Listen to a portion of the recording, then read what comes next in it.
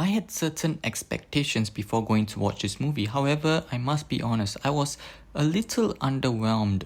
My expectations were not that high, by the way. Overall, the movie is just decent.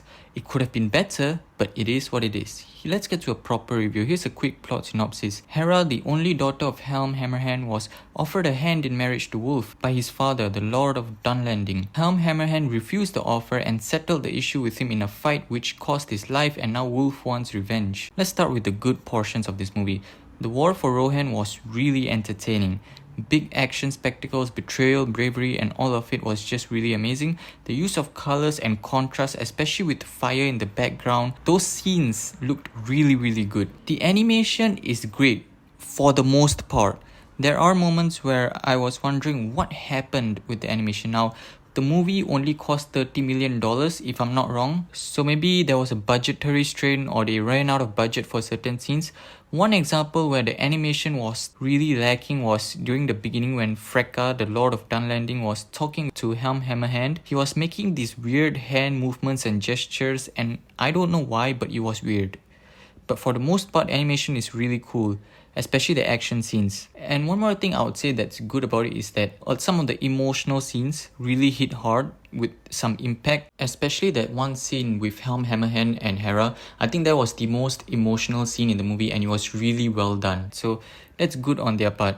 And let's get to the drawbacks. Plot contrivances. The movie is filled with plot contrivances. There was so much of it.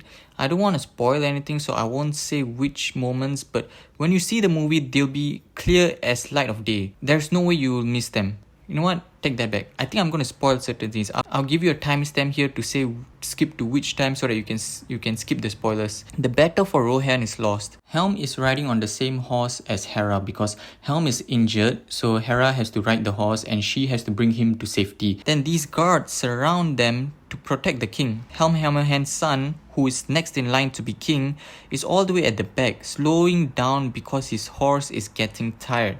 Now here's my question, why didn't any of the guards offer the son a ride? I get that their duty is to protect the king, but his son is next in line to be king. Also, how did all the guards get better horses than the prince himself? Something's not adding up. Another example is the ending battle. They built a siege tower to attack Helm's Deep. Like, bro, do you know how vulnerable that siege tower is? You can set it on fire too easily. Come on, man. There were other moments too, but this is what comes to my mind immediately. My second drawback is the villain, Wolf, son of Freka. Write a better villain. Even a high school student could do a better job at writing the villain. I get that he's alone and is clouded with hatred and revenge, but come on, man. He's making very dumb decisions too many times.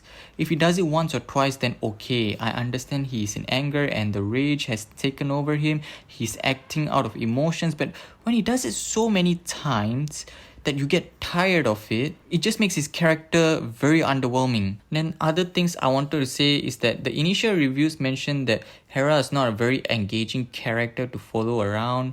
Here's the thing, this character did not even have a name in the book. So clearly the story in the book was, for her character, was very little.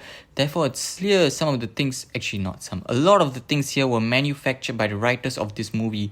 And I think they did the best they could. Look, don't go expecting some well-developed main characters like from the original Lord of the Rings trilogy, the main characters there, because this is a very small character in the books.